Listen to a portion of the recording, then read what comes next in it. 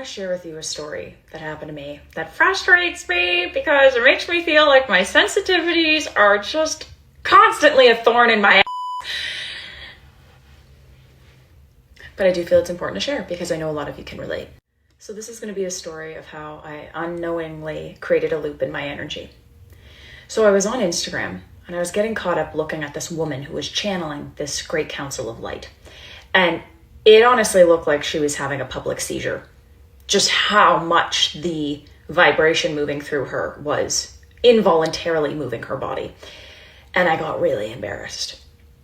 Because sometimes when I'm channeling my Syrian guide named Tay, I get a little bit of involuntary movements and I don't really like that. So anyways, I digress. I ended up closing down the video and didn't think anything of it.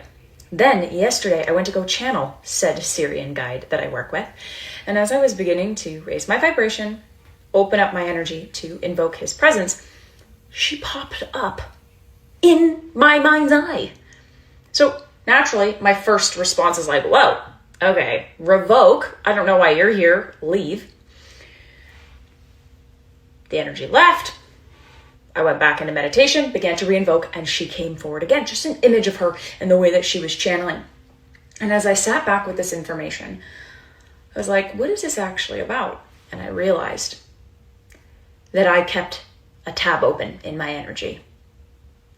Because what she was putting out to the world reflected a part of me that feels shame about how channeling can look sometimes. And I kept that in the memory bank of my subconscious. And when I went in, knowing I was channeling a being that does involuntarily move my body due to the vibration that he holds, she came into my mind to show me that I was creating distortion in my channel.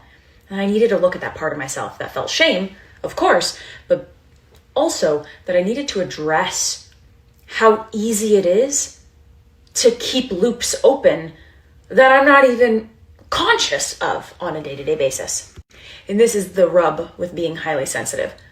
Sometimes I'll watch a movie that has a lot of action, and next thing you know, I'm running around my house like I'm Xenon the Warrior Princess.